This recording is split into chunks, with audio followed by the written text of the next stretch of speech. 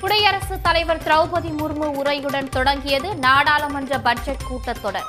ஒன்றிய அரசின் செயற்கை நுண்ணறிவு தொழில்நுட்பம் தொடர்பான ஆராய்ச்சிக்கு பாராட்டு.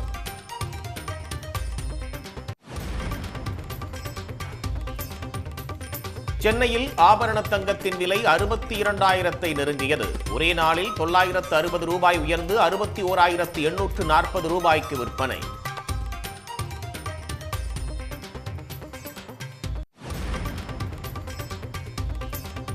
வடசென்னையில் வளர்ச்சிப் பணிகள் குறித்து முதலமைச்சர் மு.க. ஸ்டாலின் நேரில் ஆய்வு. வடசென்னை ஓராண்டில் வளர்ச்சியடைந்த சென்னையாக மாறும் என திட்டவட்டம்.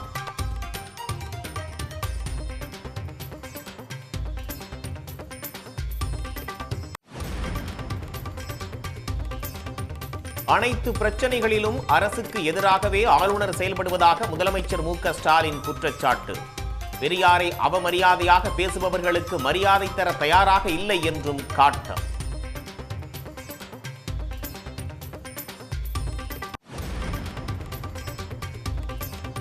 இலங்கை கடற்படையால் சிறைப்பிடிக்கப்பட்ட 49 மீனவர்களை விடுவிக்க கோரி ராமேஸ்வரத்தில் கண்டன ஆர்ப்பாட்டம்.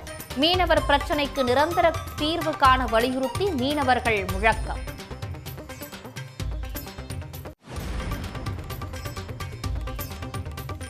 திருப்பூர் அருகே நாகமாணிக்க கல்லை 1 கோடி ரூபாய்க்கு தருவதாக கூறி மோசடி.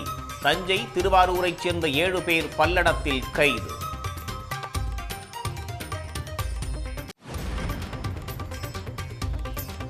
நாளை தாக்கலாகும் பட்ஜெட் நாட்டுக்கு புதிய ஊக்கத்தையும் நம்பிக்கையையும் தரும்.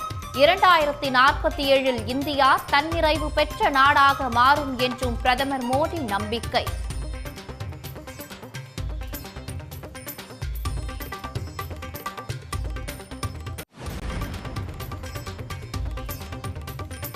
மேட்டுப்பாளையம் அருகே தண்ணீர் தேடி அலையும் யானை கூட்டம்.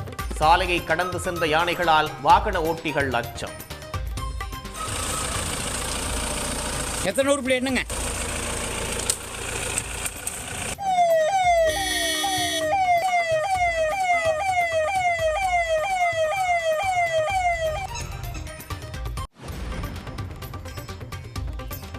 கும்பமேளா நடைபெறும் பிரயாக்ராஜில் 30 மணி நேரத்திற்கும் மேலாக சிக்கி தவிக்கும் நூற்றுக்கணக்கான வாகனங்கள்.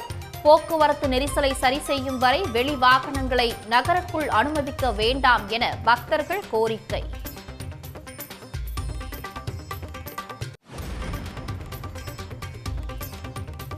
சென்னை ஈசிஆரில் பெண்களை துரத்திச் சென்று மிரட்டிய விவகாரம். 4 பேரை கைது செய்தது தனிப்படை.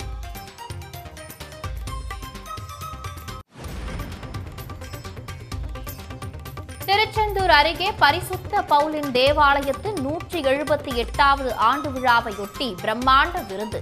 18 டன் அரிசி கொண்டு சமைத்து ஆயிரக்கணக்கான மக்களுக்கு கமகம விருந்து.